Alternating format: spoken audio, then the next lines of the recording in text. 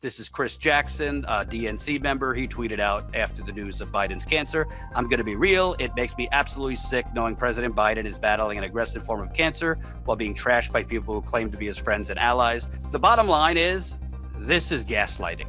I wish him well. I don't, obviously we don't take glee in people getting sick and dying. Although some might say, hey, why am I going to wish him well when he funded a ongoing genocide in Gaza?" Hey, it's Jordan. I am in Flint, Michigan, East Palestine, Ohio, Tumwa, Iowa. Please support the only independent outlet on the ground covering what the corporate media covers up. Hey, it's Jordan with Status Coup. Breaking news this Sunday evening.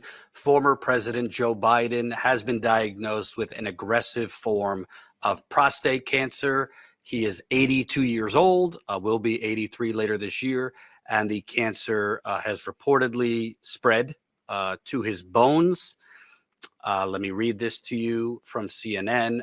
Former President Biden diagnosed with an aggressive form of prostate cancer, according to a statement from his personal office released Sunday, and it has spread to his bones. Last week, President Biden was seen for a new finding of a prostate nodule after experiencing increasing urinary symptoms. On Friday, he was diagnosed with prostate cancer, characterized by a Gleason score of 9, which is grade group 5, with metastasis to the bone. While this represents a more aggressive form of the disease, the cancer appears to be hormone sensitive, which allows for effective management. Let me just tell you, obviously, I'm not a doctor, but reading about a Gleason score, what that means. A Gleason score is a grading system for prostate cancer. If you have prostate cancer, your Gleason score is based on what pathologists know about your situation after viewing tissue under a microscope. And when you look at the calculations, again, his is grade 5. Cancerous cells look very abnormal. If you look at this illness, frontline therapeutic strategy in metastatic hormone-sensitive prostate cancer, it says this is the second most diagnosed cancer globally.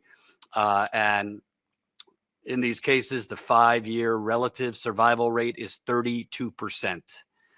Not a doctor, but he is 82. So older folks, tend to have less time when you have more severe forms of cancer.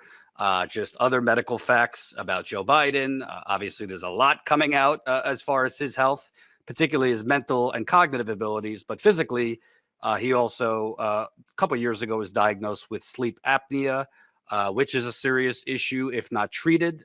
When you stop breathing at night, can affect your heart, among other things. So I don't really know how long he had sleep apnea that wasn't diagnosed. So there's a lot of things going on here, obviously. And this channel makes no bones about it. I make no bones about it. I am not a fan of Biden politically. I think he's done a lot of damage to the country. But that doesn't mean, as a person, obviously I wish him and his family well. This is not to take anything away from the serious diagnosis. And, bottom line, regardless of what I think about him politically and what he has done or not done for the country, I don't, wish him any ill will or anything like that. We should mention that just timing wise, and there will be, some talk about this, the announcement of his cancer on Sunday evening.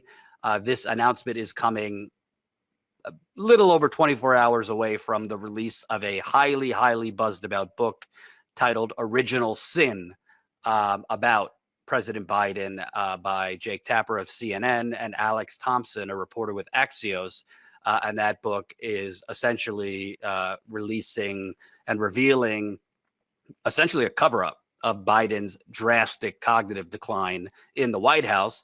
I or Ashley was going to do a video about that book this week because I think the book, although I haven't read it, it comes out Tuesday, although it certainly reveals quite a lot about his decline in the White House as president. I think if reporters and the American public were being honest, and this channel was honest in 2019 and 2020, it was evident without a doctor's degree, without expertise, to know that Joe Biden was already declining when he ran for president. I mean, it was very evident, and there's no shame in it. People get older. I will get older. Everyone gets older, and we have a malady of illnesses, whether cognitive, physical. There's no shame in it. But it was very clear that he was not in his prime anymore in the 2019-2020 period and campaign. And I could tell you, this is anecdotal, but this is the value of being an on-the-ground reporter. I was on the campaign trail in 2020. I heard numerous times, reporters, I heard them talking about something's off with this guy, not a stutter, which was always the media's, kind of rationalization or, in my view, cover up for what was evident in front of our eyes. Obviously, that's separate from prostate cancer. You could get prostate cancer really at any age. It is more common, I would say, as you're older, but this physical cancer, which again, I wish him well, I wish his family well, is separate from the cognitive issues. But it was very evident to anyone who wasn't just had political blinders on, political goggles on, wanted to say, nah, I know you are, but what am I? And be a kid who doesn't want to listen, that he was not ready or equipped then. And the book that is about to come out, again, I don't know if there's going to be a delay in the release of the book with this news, reveals what we were saying in 2020, which essentially was, he was being shielded. Cabinet officials had very limited access to him. Senior officials had very limited access to him. Donors had very limited access to him. And you know what I think about donors.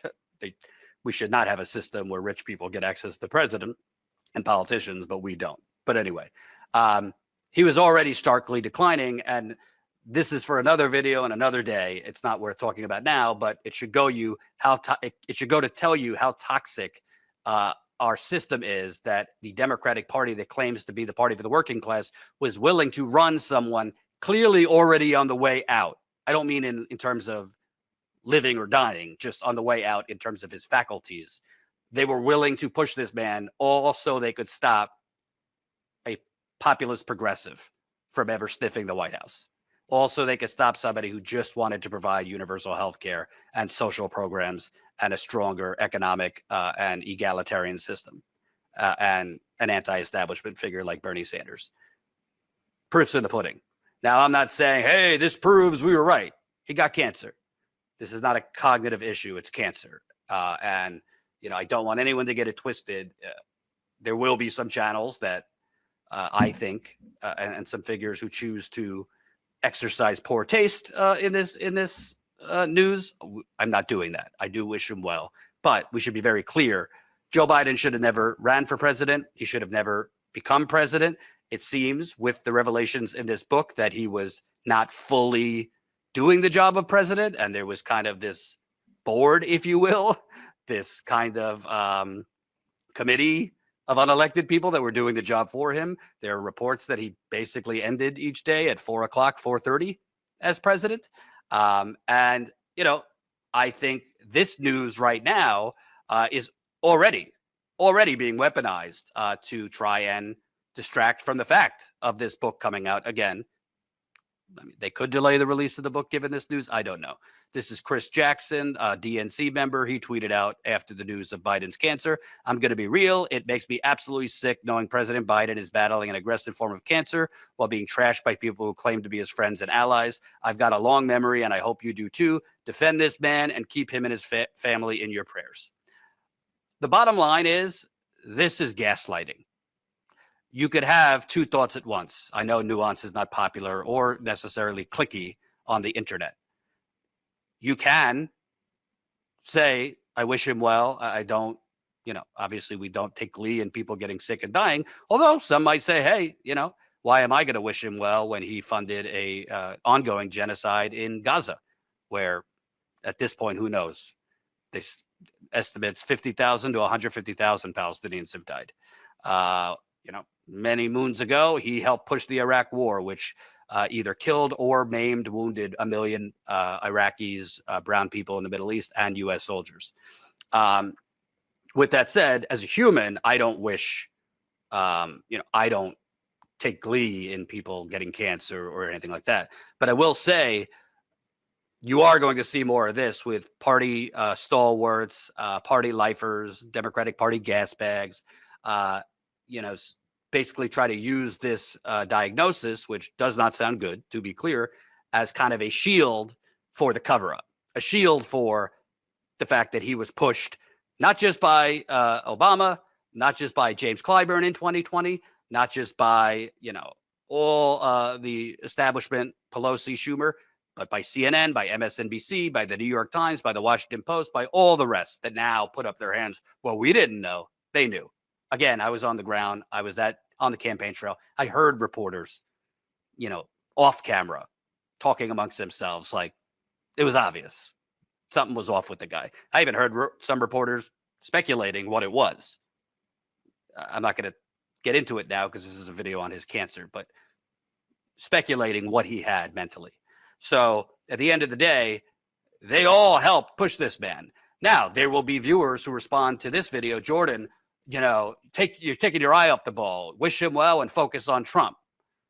Again, you could do two things at once. If you have watched this channel under the first 100 days of Trump, we have kept our eyes like a laser on Donald Trump. We have covered a significant amount of protests against Donald Trump. We have covered all the horrible things he's doing, as well as many things he's doing that have fallen under the radar. You could cover both. But to be clear, how do you think you got Trump again? By pushing someone like this who barely beat him in the first place. It's forgotten. Biden did not win in 2020 by a lot. He won in 3 states, I believe, by under 100,000 votes. And how do you think he got Trump again? Yes, inflation. Yes, people were pissed off. But Biden abandoned the few promises he made. $15 minimum wage, a public option, $2,000 checks, and several other key things. During a once-in-a-lifetime pandemic, COVID, Biden and the Democrats' answer was not universal health care, even a short-term universal health care, even a short-term public option. It was to expand COBRA. I could go further, but right now this video is about the former president who had to be, you know, basically dragged out kicking and screaming not to run less than a year ago. Remember, he dropped out in July, less than a year ago. He could have been president now.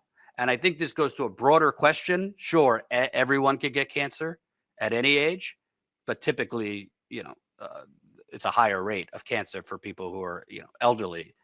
We need to have a serious discussion about expiration dates in politics. I mean, we have gone from Dianne Feinstein. That was a cover-up, the former Democratic senator who died. She was clearly not cognitively there for years, but was allowed to stay in the Senate because of the Democratic Party loyalty and the whole apparatchiks and apparatus that allowed her to stay in. We just had a Democratic Congresswoman, Debbie Dingell, falling asleep this week. And this is not attacking older people. I am 38 and sometimes I feel 78. There's no shame in getting older, but you are public representatives and we need representatives that can do the job cognitively and physically. And this is not just the Democratic side. There's a bunch of walking dead on the Republican side too. But we will follow the news. Again, it's 6 o'clock Eastern as I record this in the evening. Don't know the details if that book will come out this week. My guess is it might be, the release date might be delayed given this news. There will be some thought and possible speculation that when was he diagnosed with this cancer? Biden and his family say it was Friday. I'm already seeing, you know, some speculation. Was it really this week that he was diagnosed, or did they wait to release this news right before the book? I don't know. But that's the news, and would love your thoughts in the comments.